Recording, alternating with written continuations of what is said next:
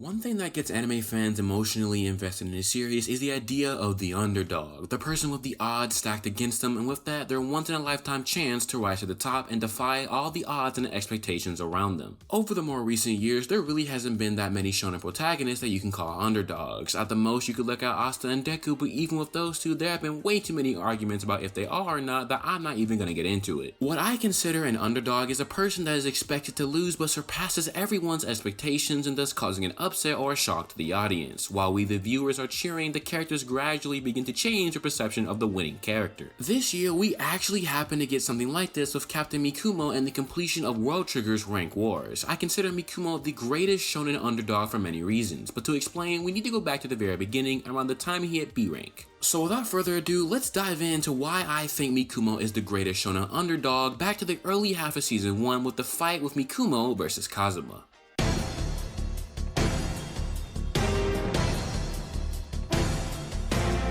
So let's start talking about the stats Mikumo had back in season 1. For starters, it was established that his Trion amount was relatively low or practically normal. Additionally, stamina was average and combat prowess was a work in progress. We can already tell by just how he was struggling with fighting neighbor soldiers that attacked the school that he definitely wasn't strong when it came to one-on-one encounters. Season 1 has a match between Mikumo and A-rank agent Kazuma, and for the majority of the rounds, Mikumo was beaten effortlessly. However, one of the rounds, Mikumo was actually able to tie it, which surprised a few of the onlookers. How this came to be comes down to one of humanity's greatest strengths, knowledge. The ability to learn, adapt, and evolve to a situation is one of humanity's strengths, and because of that, Mikumo was slowly learning how to deal with the situation on top of taking into account his own arsenal. His mental strategizing allowed him to gain the upper hand for a short moment, but that moment was the prologue of Mikumo's potential growth. From here on out, alongside Chika and Yuma, we see Mikumo constantly strategize and study going into the rank wars. There were episodes where he would even look at the logs over and over again for hours, staying up to the utmost late hours in order to formulate a strategy. On one hand, it could be seen as a bit unhealthy, but in hindsight, this strenuous showcase of Mikumo educating himself gradually became his biggest strength. The Rank War Saga showcasing the results of his hard work, taking down Suwa and Arafune squad in round 2 and Nasu and Tsunari first in round 3. While not with flying colors, Kuga and Mikumo's collaboration with Chiga's utility sniping made things doable. However, there will be a wall that eventually made itself present. The bigger the climb, the harder the opponents, and what exactly would happen if the enemies were just as strategically sharp as Mikumo?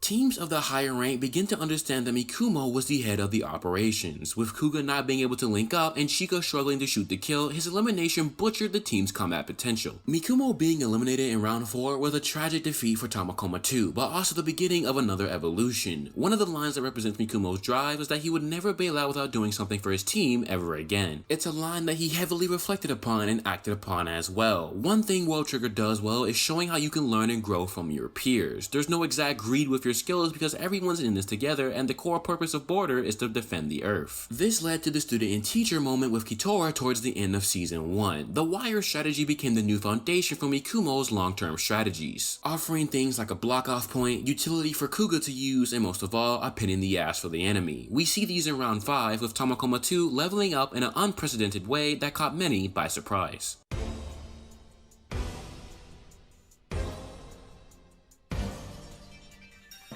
On top of the wire strategy, Chika's lead bullet made things even more challenging, but this was all under the leadership of Captain Mikumo. One of the best interactions during round 5 was when Kotori questioned Mikumo, asking if he thought he was going to make it to A rank after being crushed by the Nomiya squad under the ideal that he's doing it for the sake of his loved ones. His response, so simple and yet so powerful, stating that that is what he believes he must do. A perfect statement for a captain, and also living up to his decree from the interview episode post after Kotori invasion about doing what needed to be done without having any regrets for later. Round 5 to me really set the tone for Tamakoma 2 going forward. You could tell that in round 5, Mikumo was a lot more confident than before, not hesitating and making sharper decisions. Utilizing all the tools in the shed, but even so, Mikumo still isn't a fighter on the level that he needed to be in terms of one-on-ones. That lack of experience is a reoccurring comment in the post-round commentary, stating that even if Mikumo's strategy worked out and things played out perfectly, the lack of experience holds him back as a captain. Combat experience is something you can't conquer in a matter of a day. For people like Konami or Kuga, it's years of being in that environment and honing your strengths. On top of this, with the amount of Trion and weapon of choice, Mikumo's best strategy was not to change anything up last minute. The reliance of his teammates' potential got them through round 7, but round 8 is when the true definition of Mikumo being an underdog takes the stage.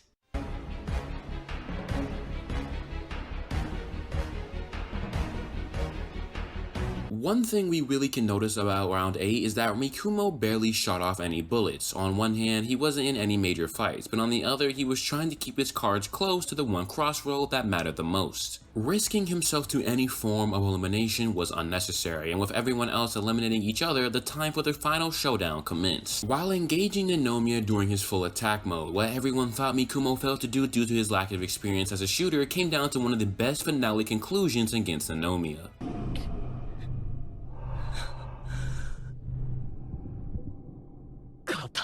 In that one final play, the underdog surpassed one of the many top dogs with using one of the most vital strategies of them all, the knowledge of the enemy. Nobody expected Mikumo to use Hound last second due to the common notion of his lack of Trion. However, that very notion created a pathway to victory. Mikumo to this very day has had no Shounen power boost of his own. His greatest assets, his team, but his greatest weapon was pure knowledge. Nothing but satisfaction can be gained while investing in Mikumo's journey from becoming a captain who surpassed everyone's expectations to becoming an away mission candidate. One thing I like about Mikumo is that he never made excuses. He persevered through all his failures by analyzing what was working, what wasn't, and how he can ensure that he doesn't hold his team back while also improving upon himself. Taking all of these things into consideration perfectly fits the world-to-world trigger and makes Mikumo my choice for the greatest shonen underdog. I think people really need to realize something. Mikumo without a doubt will be greatly misunderstood and considered useless in comparison to his shonen peers. Just because a main character isn't always taking the spotlight, especially in terms of combat, doesn't mean they are useless. The ones who have the ability to lead others are the ones who truly etch their name into anime history, and Mikumo is no different. Hopefully someday the shonen community will open up to different MCs from what we've been fed for years now. Change in the MC tropes will come, and it's up to the anime community to be open-minded and welcome more MCs who use their head more than their fist. With that, it's gonna bring me to the end of this video. As always, if you have enjoyed this video, then make sure to leave a like and subscribe and leave all your thoughts and comments down below. As always, thank you for watching, stay safe and warm out there, and I will catch you guys in the next video.